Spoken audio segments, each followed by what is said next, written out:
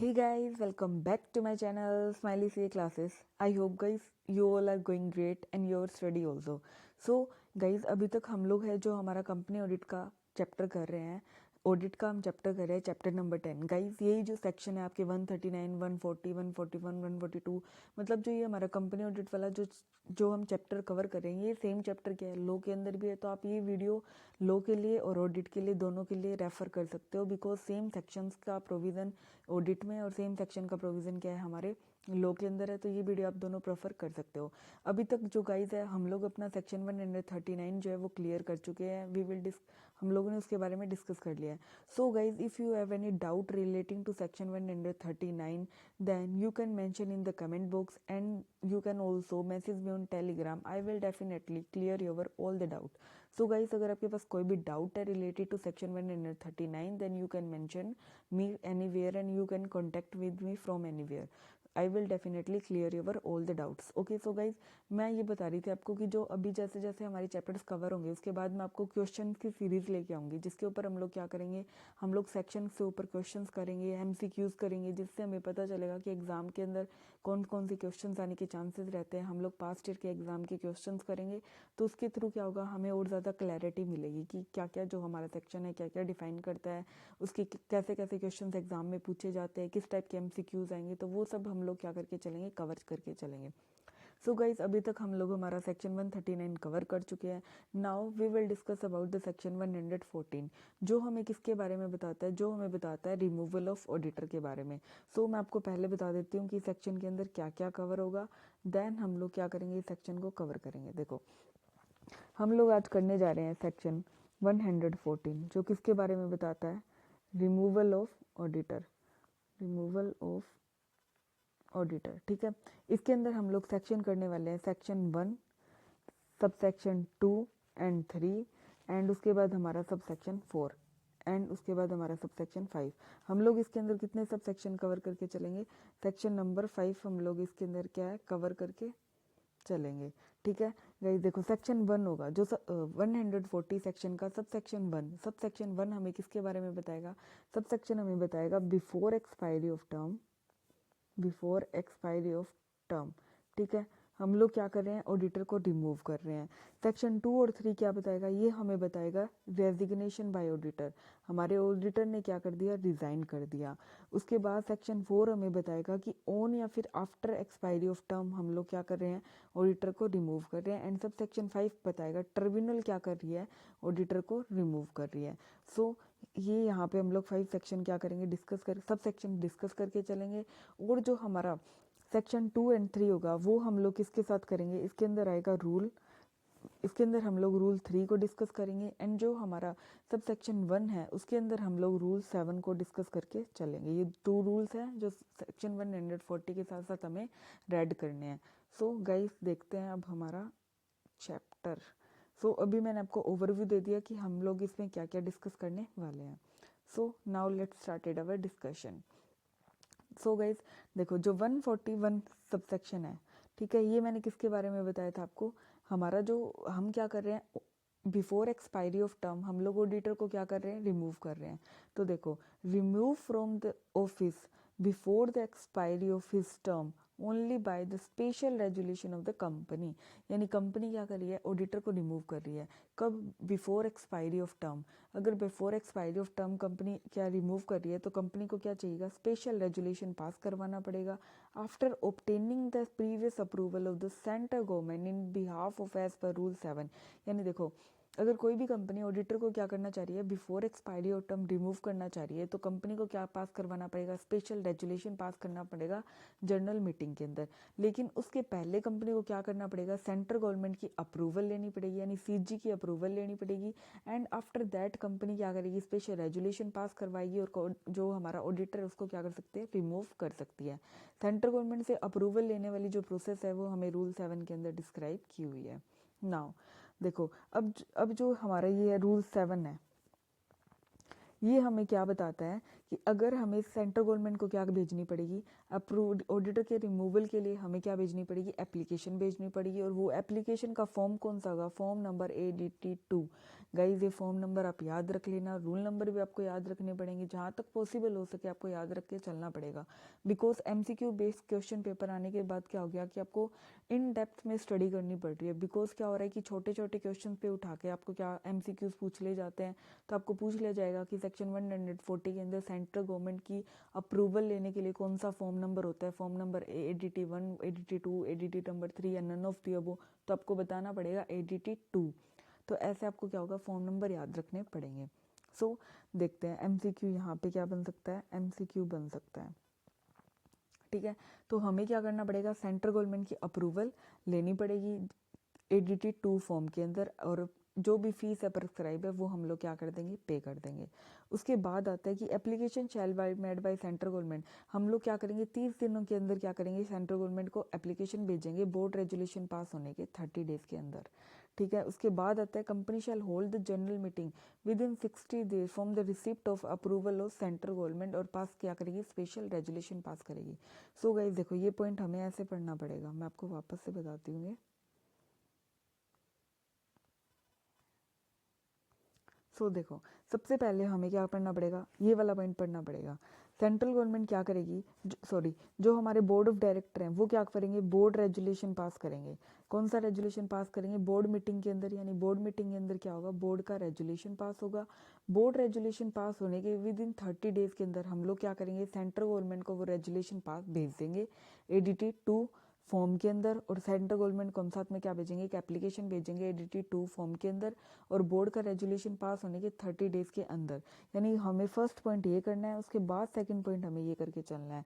यानी पहले हम बोर्ड रेजुलेशन पास करेंगे, उसके बाद हम ADT 2 फॉर्म के अंदर क्या करेंगे, सेंट्रल गवर्नमेंट को एप्लीकेशन देंगे, और थर्ड पॉइंट हमें ये करना है, जब हमारी एप्लीकेशन क्या हो जाएगी, अप्रूव हो जाएगी, तो उसके 60 डेज में, अप्रूव होने के 60 डेज में हमें क्या करनी पड़ेगी, जनरल मीटिंग बुलानी पड़ेगी, और उसके अंदर हमें शेयर होल्डर से स्पेशल रेजुलेशन पास करना पड़ेगा।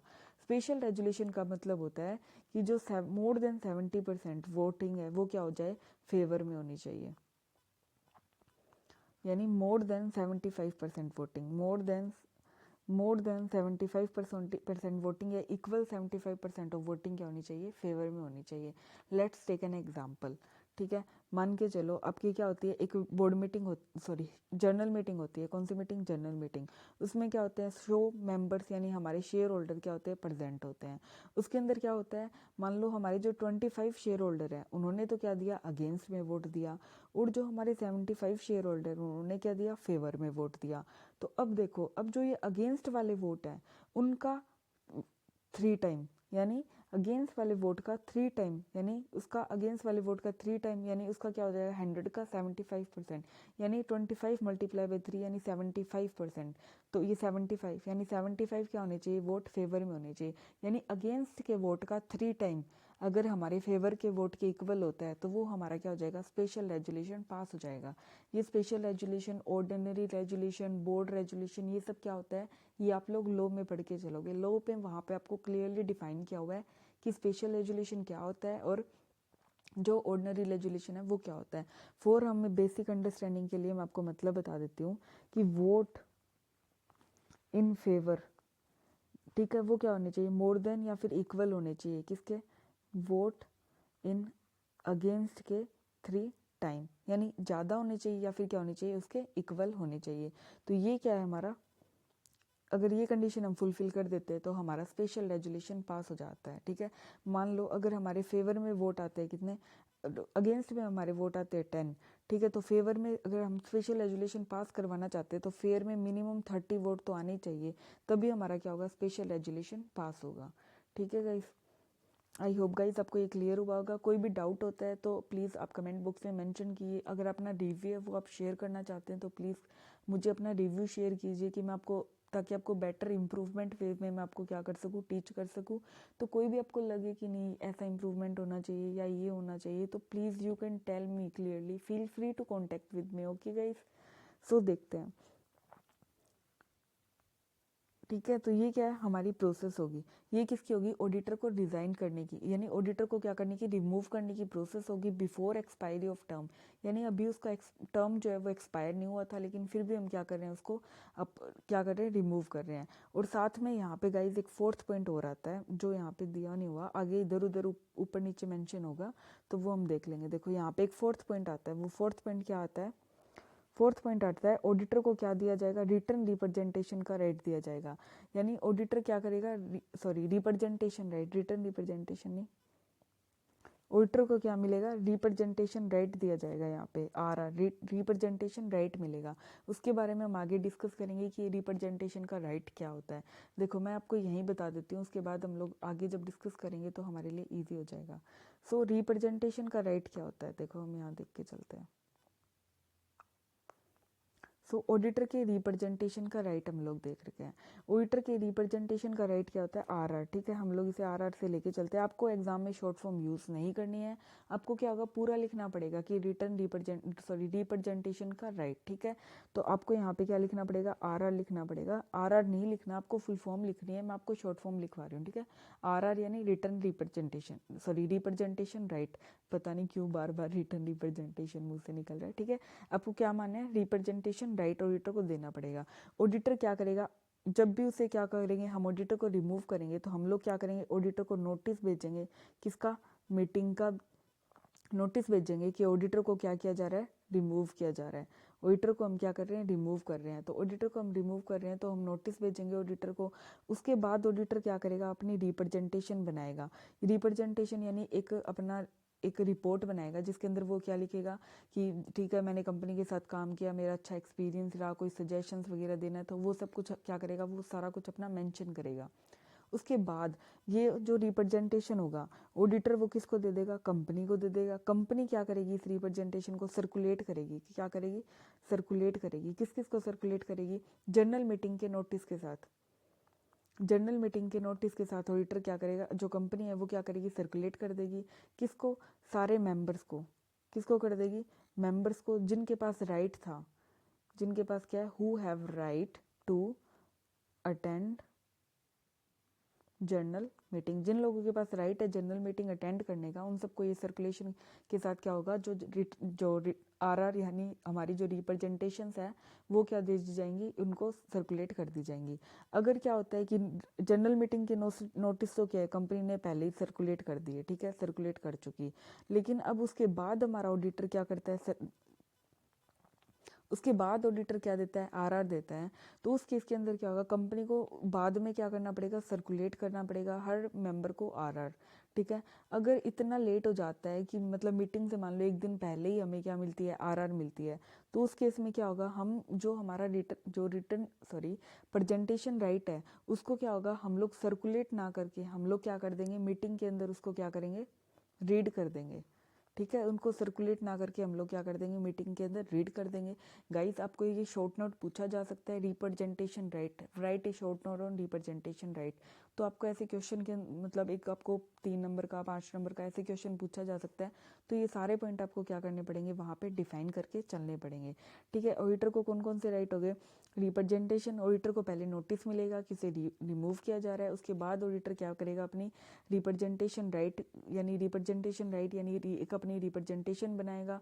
वो कंपनी क्या करेगी, जनरल मीटिंग के साथ सर्कुलेट करेगी। अगर कंपनी की जनरल मीटिंग पहले ही की नोटिस है वो पहले ही सर्कुलेट किए जा चुके हैं तो कंपनी क्या करेगी, वापस से सर्कुलेट करेगी। अगर बहुत ज़्यादा लेट हो जाती है, यानी कंपनी जो हमारा ऑडिटर है उसे क्या होता है, वो बहुत ज़्यादा लेट कंपनी को क्या देता है, रिटर्न रिप्रेजेंटेशन देता है। तो उस केस में क्या होगा, जनरल मीटिंग के अंदर हम लोग क्या करेंगे, जो हमारे नोटिस है उसको हम लोग क्या करके चलेंगे, रीड करके चलेंगे। हमें सर्कुलेट करने की उस केस में क्या नहीं होगी, ज़रूरत नहीं पड़ेगी। ठीक है, फिर क्या आता है, अब देखो, अब हम अगर हमें क्या लगता है कि ऑडिटर ने क्या किया हुआ है, ऑडिटर ने जो ये आरआर है, ठीक है, जो ऑडिटर ने आरआर बनाई है, रिप्रेजेंटेशन रिटर्न रिप्रेजेंटेशन बनाई है, उसके अंदर ऑडिटर ने क्या किया हुआ है कि डेफ्रेमेटिव सेंटेंस दिए हुए हैं। कौन से स्टेटमेंट दिए हुए, डेफ्रेमेटिव सेंटेंस, यानी क्या किया है उसने, ऑडिटर ने मतलब बढ़ा चढ़ा के खुद की तारीफ की हुई है और कंपनी की क्या की हुई है, बुराई की हुई है। यानी कंपनी को डिस्करेज किया हुआ है और खुद को क्या हुआ है, इनकरेज किया हुआ है। खुद को प्रेज किया हुआ है। तो उस केस के अंदर क्या होगा, अगर हम लोग क्या लेते हैं ट्रिब्यूनल से ट्रिब्यूनल, अगर हम लोग क्या लेते हैं सीजी से अप्रूवल ले लेते हैं। किससे? अगर हम सीजी से अप्रूवल ले लेते हैं कि जो हमारा ऑडिटर है उसने क्या दिया है, बिल्कुल ही मतलब कंपनी की बुराई की हुई है, और इससे क्या होगा, बैड इफेक्ट पड़ेगा। कौन सा इफेक्ट पड़ेगा? बैड इफेक्ट पड़ेगा। तो उस केस के अंदर क्या होगा, जो हमारा ये आरआर है, ठीक है, रिटर्न रिप्रेजेंटेशन या बोल दो आप इसको चाहें, तो उस केस में क्या होगा, जो हमारा आरआर है यानी जो रिप्रेजेंटेशन राइट था ऑडिटर का, यानी उसने क्या दिया, जो रिटर्न में रिप्रेजेंटेशन दिया है उसको ना तो हमें क्या करना पड़ेगा, ना ही तो हम सर्कुलेट करेंगे उसे, ना ही तो हम उसको क्या करेंगे, सर्कुलेट करेंगे, और ना ही उसको क्या होगा मीटिंग के अंदर रीड किया जाएगा। अगर क्या हो जाता है, हमें सेंट्रल गवर्नमेंट से अप्रूवल मिल जाती है तो ना ही तो हम उसको रीड करेंगे और ना ही हम उसको सर्कुलेट करके चलेंगे। ठीक है गाइस, ये सारा क्या था, ये था रिटर्न रिप्रेजेंटेशन के बारे में। ये इसके ऊपर आपको एक शॉर्ट नोट लिखना दिया जा सकता है, और डेफिनेटली गाइस ये क्वेश्चन एग्जाम में आ सकता है, इसमें कोई डाउट नहीं है। आपको कभी भी इंस्टीट्यूट ये 5 नंबर के अंदर या फिर 3 नंबर में, 2 नंबर में इस टाइप का क्वेश्चन आपसे पूछ सकता है, तो आपको ये सब कुछ क्या होगा उसके अंदर लिखना पड़ेगा। ठीक है गाइस, नाउ अभी हम लोग आ जाते हैं हमारे पॉइंट पे। ठीक है, अभी तक हम लोग यहाँ तक हमारा डिस्कस करके है वो कर चुके हैं। अब देखते हैं हमारा नेक्स्ट पॉइंट क्या बोलता है। ओके, यहाँ पे हमें दिया हुआ है सब सेक्शन 5, वो अभी हम लोग नहीं डिस्कस करेंगे। उसके बाद हमें दिया हुआ है सब सेक्शन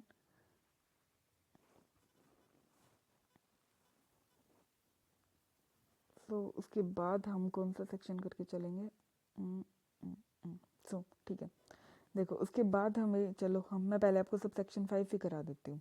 सब सेक्शन 5 क्या बोलता है कि अगर हमारे ट्रिब्यूनल को सब सेक्शन 5 140 सब सेक्शन 5 क्या बोलता है कि अगर ट्रिब्यूनल या तो खुद से सुओ मोटो यानी या तो अपने आप, या फिर क्या करता है सेंट्रल गवर्नमेंट, या तो अपने आप या फिर सेंट्रल गवर्नमेंट की एप्लीकेशन पे, या फिर कोई और कंसर्न पर्सन अगर ट्रिब्यूनल को क्या देता है, एप्लीकेशन देता है कि जो हमारा ऑडिटर है वो क्या है, डायरेक्टली इनडायरेक्टली इन्वॉल्व है किसमें, फ्रॉडलेंट एक्टिविटीज़ में, फ्रॉडलेंट मैनर में कोई अबेट कर रहा है, कंक्लूड कर रहा है, फ्रॉड कर रहा है कंपनी के साथ में, तो क्या हो सकता है उस केस के अंदर हमारा जो ट्रिब्यूनल है वो क्या कर सकता है, ऑर्डर कर सकता है कि जो ये हमारा ऑडिटर है आप उसको क्या कर दो, रिमूव कर दो। यानी हमारा सब सेक्शन 5 किसके बारे में, ट्रिब्यूनल ऑर्डर देता है किसको, ऑडिटर को रिमूव करने का। ठीक है, तो देखो ये क्या बोल रहा है, या तो ट्रिब्यूनल को खुद को ऐसे लगता है कि इस कंपनी का ऑडिटर है वो क्या है, फ्रॉड कर रहा है, या फिर हमारी सेंट्रल गवर्नमेंट जो है एप्लीकेशन देती है, या फिर क्या होता है जो हमारा अगर कोई और भी कंसर्न पर्सन जैसे हमारा क्रेडिटर, हमारा सप्लायर, हमारा जो हमारे लैंडर हो गए जो हमें लोन देते हैं, जैसे बैंकिंग इंस्टीट्यूशन, फाइनेंशियल इंस्टीट्यूशन, तो इनमें से कोई भी क्या कर रहा है, कंप्लेन कर रहा है कंपनी को, ट्रिब्यूनल को, कि जो हमारा ऑडिटर है वो फ्रॉड कर रहा है। तो उस केस में ट्रिब्यूनल क्या होगा, एक प्रोसेस करेगी और देखेगी कि अगर हमारा ऑडिटर सच में इन्वॉल्व होता है इन सारी फ्रॉडलेंट एक्टिविटीज़ में, तो जो हमारी ट्रिब्यूनल है, कौन, हमारी ट्रिब्यूनल, वो क्या ऑर्डर पास कर देगी कि ये ट्रिब्यूनल को क्या कर दो, रिमूव कर दो। ठीक है, अगर ये गवर्नमेंट जो एप्लीकेशन होती है वो सेंट्रल गवर्नमेंट ने करी है, और जो हमारा ट्रिब्यूनल है वो क्या हो गया, सेटिस्फाइड हो गया कि अगर हमारा जो ट्रिब्यूनल है वो क्या हो गया, सेटिस्फाइड हो गया कि हाँ भाई जो हमारा ऑडिटर है वो फ्रॉडलेंट एक्टिविटीज़ में इन्वॉल्व है, तो इस केस के अंदर क्या होगा कि ट्रिब्यूनल क्या करेगी, ऑर्डर दे देगी कि हाँ तुम लोग क्या करो, ऑडिटर को चेंज करो। और अगर सेंट्रल गवर्नमेंट एप्लीकेशन देती है तो क्या होगा, within 15 days of receipt of such application make order to shall not function as a auditor as a central government may be appoint the another auditor in place. यानी देखो अगर case किसका है, सेंट्रल गवर्नमेंट का है, यानी हमारी central government क्या करती है, एप्लीकेशन देती है ट्रिब्यूनल को कि ऑडिटर क्या है, फ्रॉड कर रहा है, तो उस केस में क्या होगा, सेंट्रल गवर्नमेंट ऑर्डर पास, जो हमारा ट्रिब्यूनल है वो ऑर्डर पास कर देगी कि सेंट्रल गवर्नमेंट तुम क्या करो, एक जो पुराना ऑडिटर है उसकी जगह पे क्या करो, एक नए ऑडिटर को अपॉइंट करो। एंड और ये एप्लीकेशन है, ये मतलब जो ये सेंट्रल गवर्नमेंट को एप्लीकेशन देने, मतलब सेंट्रल गवर्नमेंट ने ट्रिब्यूनल को एप्लीकेशन दी, तो उसके 15 डेज के अंदर अंदर क्या होगा, हमारे ट्रिब्यूनल को क्या करना पड़ेगा, उस मैटर को डिसॉल्व करना पड़ेगा। यानी 15 डेज के अंदर अंदर जो हमारा ट्रिब्यूनल है उसको प्रोसेस करना पड़ेगा, अगर एप्लीकेशन किसने दी है, सेंट्रल गवर्नमेंट ने दी है। ठीक है, ये है हमारा सब सेक्शन 5। अब आगे देखते हैं इसके अंदर क्या हुआ है। अगर मे बी नॉट, तो क्या है, सेंट्रल गवर्नमेंट क्या करेगी, अपॉइंट करेगी उसकी जगह पे को ऑडिटर को, वो इंडिविजुअल भी हो सकता है और वो क्या हो सकती है, फर्म भी हो सकती है। ठीक है, और और अगर कोई भी पर्सन, अगर जैसे सेंट्रल गवर्नमेंट क्या करती है, कहती है कि तुम लोग क्या नहीं कर सकते, अब एज ए ऑडिटर काम नहीं कर सकते, तो वो ऑडिटर क्या होगा, डिस्क्वालीफाई हो जाएगा फॉर 5 ईयर, यानी 5 ईयर तक अब वो किसी भी कंपनी में क्या नहीं हो सकता, अपॉइंट नहीं हो सकता एज अ ऑडिटर। यानी अब वो 5 साल तक किसी भी कंपनी में अपॉइंट नहीं हो सकता एज ऑडिटर। देखो गाइस, यहाँ पे आपको ये अपॉइंट वर्ड है, ये बहुत ज़्यादा इंपॉर्टेंट है। क्यों इंपॉर्टेंट है, देखो हम लोग देखते हैं। अपॉइंट यानी अगर मान लो अभी जो ऑडिटर है वो 5 कंपनियों की क्या कर रहा है, ऑडिट कर रहा है, तो वो यहाँ की तो कंटिन्यू कर सकता है, लेकिन मान लो अब उसे डिफॉल्ट किया, उसके बाद वो चाहता है कि मैं किसी 5 और कंपनी की ऑडिट करूँ, तो वो क्या है 5 साल तक, 5 ईयर तक क्या हो जाएगा, डिस्क्वालीफाई हो जाएगा, यानी न्यू अपॉइंटमेंट्स नहीं ले सकता। लेकिन जो एग्जिस्टिंग अपॉइंटमेंट है, लेकिन जो हमारी एग्जिस्टिंग अपॉइंटमेंट है उनको क्या कर सकता है, वो कंटिन्यू कर सकता है। ठीक है गाइस, यानी जो हमारी नई अपॉइंटमेंट है वो नहीं ले सकता, लेकिन जो पुरानी अपॉइंटमेंट है उनको क्या कर सकता है, वो कंटिन्यू कर सकता है। और अगर वो 5 ईयर तक तो डिस्क्वालीफाई हो जाएगा, उसके बाद वो लाइबल किसके लिए होगा, 447 की पेनल्टी के लिए भी लाइबल होगा। अब ये 447 की पेनल्टी क्या होती है वो हम लोग आगे डिस्कस करके चलेंगे, यहाँ पे मैं आपको बता नहीं रही कि 447 की पेनल्टी क्या होती है, हम लोग जब आगे कवर कर लेंगे तो यहाँ पे आपका इजीली कवर हो जाएगा 447 की पेनल्टी। उसके बाद हम लोग यहाँ पे देखते हैं क्या बताया हुआ है।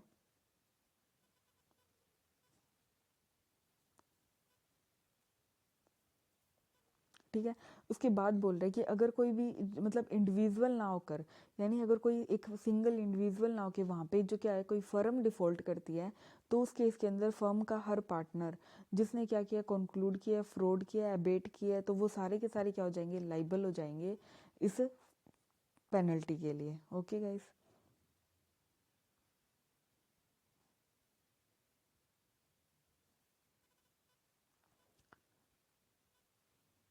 उसके बाद हमारे पास आता है appointment of auditor other than retiring auditor. ठीक है, ये कौन सा है हमारा, सब सेक्शन 4, जो हमें किसको बताएगा कि ऑन और बिफोर हम क्या कर रहे हैं, ऑन और आफ्टर, सॉरी ऑन और आफ्टर हम लोग क्या कर रहे हैं, हमारे ऑडिटर को हटा रहे हैं, टर्म से रिमूव कर रहे हैं, तो उस केस के अंदर क्या प्रोविजन होगा। देखो अब क्या बोला हुआ है इसमें कि special notice shall be required for a resolution at general meeting appointed as a auditor other than retiring auditor. यानी हम क्या है, रिटायरिंग ऑडिटर के अलावा अगर और कोई दूसरा ऑडिटर अपॉइंट करना चाह रहे हैं, तो हमें जनरल मीटिंग का जो हम नोटिस देंगे उसके साथ साथ हमें एक स्पेशल नोटिस देना पड़ेगा। उस स्पेशल नोटिस में क्या लिखा होगा, उस स्पेशल नोटिस में लिखा होगा कि हम रिटायरमेंट ऑडिटर को ना अपॉइंट करके हम किसी दूसरे ऑडिटर को क्या करना चाह रहे हैं, अपॉइंट करना चाह रहे हैं। इसमें देखो एक्सप्रेसली क्या लिखा होगा कि रिटायरिंग ऑडिटर है shall not be reappointed expect where retiring auditor है complete a consecutive term year 5 year as the case may be 10 year provided sub section 2 of section 139। देखो इसमें क्या बोला हुआ है, जो हमारा एक फर्म होती है, ठीक है, वो क्या कर सकती है, 2 टर्म्स ऑफ कॉन्जिक्यूटिव 5 ईयर तक क्या हो सकती है, अपॉइंट हो सकती है। और जो हमारा एक इंडिविजुअल होता है, कौन होता है, इंडिविजुअल, वो क्या हो सकता है, 1 टर्म ऑफ 5 कॉन्जिक्यूटिव ईयर्स के लिए क्या हो सकता है, अपॉइंट हो सकता है। ठीक है, तो अगर ये वाली टर्म मान लो एक्सपायर नहीं हुई है, मतलब फर्म का केस हम लोग लेके चलते हैं। ठीक है, मान लो हमारी फर्म है ABC एंड कंपनी, ठीक है, वो क्या थी, अपॉइंट हुई थी चार्टेड फर्म के लिए। ठीक है, वो हमारे मान लो RIL ने उसे अपॉइंट किया था। ठीक है, इसने अपना 5 ईयर कंप्लीट कर लिया, लेकिन अब 6th ईयर में क्या हुआ, हम इस फर्म को वापस अपॉइंट नहीं कर रहे हैं। उसकी जगह जो RIL है वो बोलती है कि हम जो ये रिटायर हो गया, मतलब 5th ईयर कंप्लीट हो गया, तो अब हम 6th ईयर में इसको ना अपॉइंट करके मान लो हम लोग क्या करना चाह रहे हैं, R&J कंपनी को अपॉइंट करना चाह रहे हैं एज ए ऑडिटर। तो ऐसा करने के लिए कंपनी को क्या करना पड़ेगा, जनरल मीटिंग के अंदर एक स्पेशल नोटिस देना पड़ेगा, जिसके अंदर कंपनी लिखेगी कि हम रिटायरिंग ऑडिटर ABC कंपनी के अलावा हम किसी दूसरे ऑडिटर को क्या करना चाहते हैं, अपॉइंट करना चाहते हैं। तो ये क्या है, एक स्पेशल नोटिस का प्रोविजन है। ठीक है, अब ये स्पेशल नोटिस कंपनी देगी ऑन दिस। और देखो सब सेक्शन 2, यानी सब सेक्शन 2 क्या था, अदर देन गवर्नमेंट कंपनी के अंदर हम लोग क्या करते हैं, जब सब्सिक्वेंट ऑडिटर अपॉइंट करते हैं, तो उसका था हमारा सब सेक्शन 2 139। ठीक है, अब जब कंपनी को ये वाला नोटिस रिसीव हो गया, तो such resolution the company shall forthwith send a copy of the retiring auditor, यानी इस जो हमारा रिटायरिंग ऑडिटर होगा उसको भी हम लोग क्या कर देंगे, ये नोटिस भेज देंगे कि भी तुम्हें हम लोग क्या कर रहे हैं, अब वापस अपॉइंट नहीं करेंगे। ठीक है, तो हम उसको भी क्या भेज देंगे, ये कॉपी ऑफ नोटिस भेज देंगे।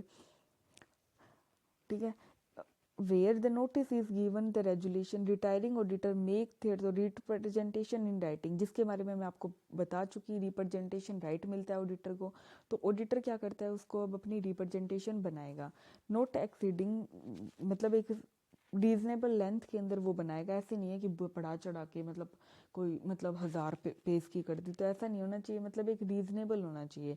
और वो ज़्यादा लेट भी नहीं भेजेगा, उसे टाइम पे भेजना चाहिए। देखो उसके बाद हमने क्या पढ़ा था, ठीक है। नोटिस के साथ साथ हम लोग उसको बताएंगे कि तुम अपनी रिप्रेजेंटेशन बना लो। वो रिप्रेजेंटेशन बना के क्या करेगा, उसकी कॉपी किसको भेज देगा, कंपनी को भेज देगा। कंपनी क्या करेगी, एवरी मेंबर, हर मेंबर को भेजेगी जब वो नोटिस भेजेगी मीटिंग का उसके साथ में। After the receipt of the representation by the company if the copy of the representation not send to afforded, अगर हम लोग वो नहीं भेज पाते हैं तो हम उसको साथ क्या करेंगे, इस सेक्शन का डिफॉल्ट नहीं माना जाएगा, वो हम बाद में उसको क्या कर सकते हैं। ये रहा देखो, जब कॉपी क्या होती है, टू लेट यानी बहुत ज़्यादा लेट रिसीव होती है, तो हम लोग क्या कर सकते हैं, उसको क्या कर सकते हैं, रीड कर सकते हैं, इसे इस सेक्शन का डिफॉल्ट नहीं माना जाएगा। और ये एक कॉपी हम किसके साथ भेजेंगे, रजिस्ट्रार के पास भी हम लोग उसको रजिस्टर करवाएंगे।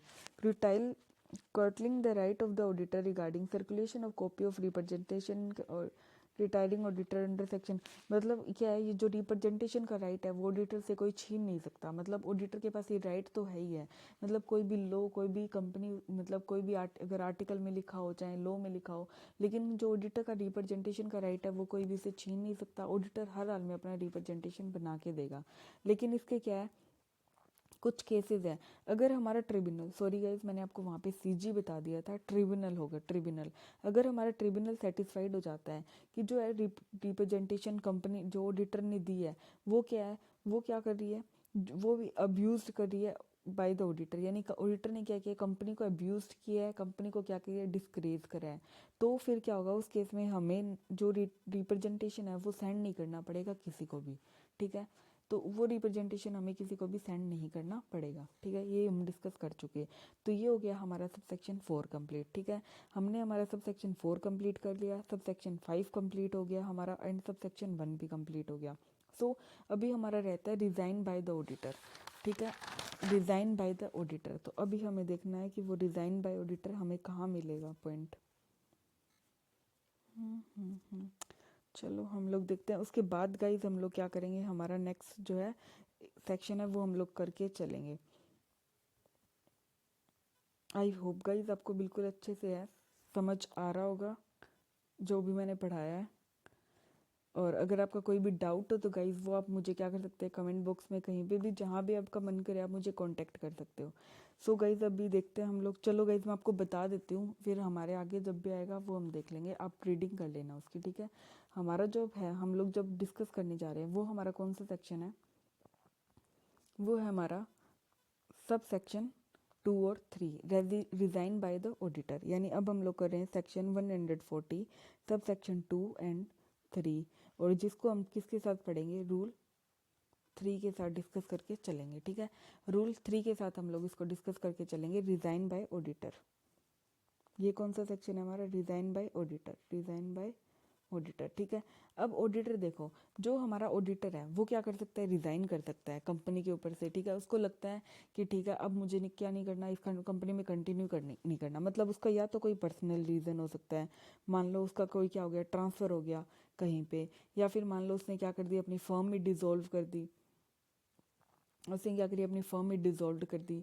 या फिर क्या होता है, मतलब मान लो उसकी डेथ हो जाती है, मतलब डेथ का केस हम लोग यहाँ पे नहीं लेंगे, बिकॉज हम क्या कर रहे हैं, रिज़ाइन कर रहे हैं।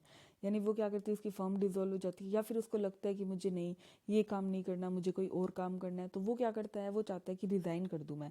या ये तो सारे क्या होंगे, पर्सनल रीज़न। एक आता है कि कुछ उसके प्रोफेशनल रीज़न भी हो सकते हैं, मान लो उसे लगता है कि नहीं इस कंपनी में फ्रॉड बहुत ज़्यादा है, और अगर इन फ्यूचर अगर इस कंपनी में कोई होता है तो उसके ऊपर कोई रिस्पॉन्सिबिलिटी आ जाएगी। तो इन सब केस के अंदर क्या होगा, ऑडिटर क्या कर सकता है, रिज़ाइन कर सकता है। कहाँ ऑडिटर क्या कर सकता है, अपना रिज़ाइन दे सकता है, ठीक है। तो ऑडिटर क्या करेगा, रिजाइन लेटर क्या कर देगा, कंपनी को दे देता है। ऑडिटर क्या करता है, जो अपना रिज़ाइन लेटर है, रिज़ाइन लेटर, ठीक है, वो क्या कर देगा, कंपनी को सबमिट कर देगा। कंपनी को सबमिट कर दिया और क्या दे दिया, रिज़ाइन दे दिया अपना। अब रिज़ाइन देने के बाद क्या होगा, रिज़ाइन देने के 30 डेज के अंदर अंदर, यानी विद इन 30 डेज। डिज़ाइन देने के अंदर 30 डेज के अंदर अंदर ऑडिटर को क्या करना पड़ेगा, डिज़ाइन देने के 30 डेज के अंदर ऑडिटर क्या करेगा, ADT3, आपको फॉर्म नंबर ध्यान रखना है, ADT3 के अंदर ROC को क्या कर देगा, इंटीमेट कर देगा। किसको करेगा, ROC को इंटीमेट कर देगा कि मैंने मतलब मान लो रिलायंस कंपनी से क्या कर दिया है, क्या कर दिया, रिज़ाइन दे दिया है, और साथ ही साथ उसको क्या बताना पड़ेगा, रीज़न भी बताना पड़ेगा। साथ ही साथ उसको क्या बताना पड़ेगा, रीज़न बताना पड़ेगा कि उसने कंपनी से रिज़ाइन क्यों किया। यानी उसे क्या बताना पड़ेगा कि मैंने रिज़ाइन कर दिया है, और साथ में उसे क्या बताना पड़ेगा, रीज़न, रिज़ाइन करने का रीज़न कि किस वजह से उसने क्या किया है, रिज़ाइन किया है। कौन से फॉर्म के अंदर, ADT3 फॉर्म के अंदर। मान लो अगर इसकी जगह हमारी कौन सी कंपनी होती, गवर्नमेंट कंपनी होती, कौन सी कंपनी होती, गवर्नमेंट कंपनी होती, तो उस केस में क्या होता, ऑडिटर को क्या करना पड़ता, ROC को तो इंटीमेट करना ही पड़ता, साथ में कौन किसको करता, C&AG को भी हमारे ऑडिटर को क्या करना पड़ता, बताना पड़ता कि हे कंपनी मैं क्या कर रहा हूँ, हे ROC, हे C&AG मैं क्या कर रहा हूँ, रिज़ाइन कर रहा हूँ, मैं क्या कर रहा हूँ, रिज़ाइन कर रहा हूँ। कहाँ से रिज़ाइन कर रहा हूँ, इस पर्टिकुलर कंपनी से कर रहा हूँ, और ये उसका क्या है, रीज़न है, वो क्या पड़ेगा, बताना पड़ेगा हमारे ऑडिटर को। सो ये क्या है, हमारी पूरी डिज़ाइन की प्रोसेस है, बिल्कुल सिंपल सी प्रोसेस थी, कुछ ज़्यादा खास बात नहीं थी। ठीक है, अगर ऑडिटर विद इन 30 डेज क्या नहीं करता, इन्फॉर्म नहीं करता ROC को, तो उसके ऊपर क्या लगेगी, पेनल्टी लगेगी। और वो पेनल्टी क्या है वो हम देख लेते हैं। ऑडिटर पे क्या लगेगी, पेनल्टी लगेगी। ऑडिटर पे लगती है पेनल्टी, देखो 50,000 और ऑडिटर का रेमुनरेशन, इन दोनों में से जो भी क्या होगा, लोअर, इन दोनों का फर्स्ट और सेकंड का लोअर। ठीक है, इन दोनों का लोअर। एंड क्या होगा, अगर ऑडिटर ने 30 डेज के अंदर क्या नहीं किया, इन्फॉर्म नहीं किया, और उसके बाद भी ये पेनल्टी लगने के बाद भी क्या रहता है, डिफ़ॉल्ट क्या रहता है, कंटिन्यू रहता है। ठीक है, 30 डेज के बाद भी डिफ़ॉल्ट जो है हमारा वो क्या रहता है, कंटिन्यू रहता है। तो उसके बाद क्या होगा, ऑडिटर पे 500 पर डे क्या लगेगी, पेनल्टी लगेगी। ऑडिटर पे 500 पर डे पेनल्टी लगेगी, और मैक्सिमम लिमिट कितनी है, एक्सटेंडेड टू 5 लाख, यानी 5 लाख से ज़्यादा की पेनल्टी उस पर नहीं लगेगी। ठीक है, तो ये क्या होगी, मैक्सिमम लिमिट होगी। देखो मिनिमम क्या होगी, 50,000, और उसका रेमुनरेशन जो भी क्या होगा, लोअर होगा। उसके बाद भी अगर डिफ़ॉल्ट कंटिन्यू रहता है तो 500 रुपये पर डे के उसे, जब तक डिफ़ॉल्ट, मान लो ऑडिटर ने क्या किया, 30 डेज हो गए, उसके बाद 10 दिन तक डिफ़ॉल्ट कंटिन्यू किया, तो उसे क्या करना पड़ेगा, 10 डेज मल्टीप्लाई बाई 500, यानी 5,000 रुपीज़ क्या करने पड़ेंगे, एज ए डिफ़ॉल्ट पे करने पड़ेंगे। अगर मान लो उसने क्या किया, 30 डेज तक पे नहीं किया, मल्टीप्लाई बाई 500, तो उसे क्या करने पड़ेंगे, 15,000 रुपये पे करने पड़ेंगे। और ये मैक्सिमम अमाउंट कहाँ तक हो सकती है, 5 लाख तक। ये मैक्सिमम अमाउंट कहाँ तक हो सकती है, 5 लाख तक, इससे ज़्यादा अमाउंट नहीं होगी। तो ये कौन सा है हमारा, ये जो भी हमने किया है वो है हमारा section 140, sub section 2 and sub section 3, red with rule 3। सो ये हमारा होता है सब सेक्शन 140। सो गाइस अभी हमने हमारा सक्सेसफुली 140 सेक्शन है वो क्लियर कर कंप्लीट कर लिया है।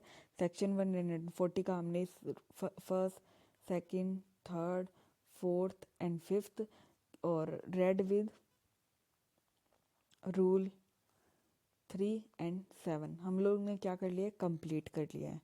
सो आई होप गाइस आपको अच्छे से समझ आया होगा। कोई भी आपका डाउट होता है, मैं आपको बार बार बोल रही हूँ, कोई भी आपका डाउट होता है वो आप कमेंट बॉक्स में कहीं पे भी मुझे मेंशन कर सकते हो, मेरे से कांटेक्ट कर सकते हो। Feel free to contact with me. कोई भी डाउट हो, कोई भी पॉइंट है जिसके ऊपर आप चाहते हो कि मैं आपके लिए वीडियो बनाऊँ, तो प्लीज़ बेझिझक आप लोग मुझे आके क्या कर सकते हो, बोल सकते हो एज योर फ्रेंड। ओके, कोई भी सजेशन देना हो, आपको लगता हो कि इसमें थोड़ा इंप्रूवमेंट होना चाहिए, ये होना चाहिए, वो होना चाहिए, जो भी आपकी सजेशन है, एडवाइस है, you can give me. Okay guys, so आज के लिए बस इतना ही गाइज। अगर आपको मेरी वीडियोस अच्छी लग रही है तो गाइज प्लीज़ शेयर कर दो अपने फ्रेंड्स के साथ। और अगर अभी तक आपने मेरे चैनल को सब्सक्राइब नहीं किया है तो please press the subscribe button and bell icon, तो ताकि आपको क्या मिल सके, अपडेट मिल सके। Okay guys, bye bye, stay healthy, keep smile and all the best for your bright future. Okay guys, bye bye.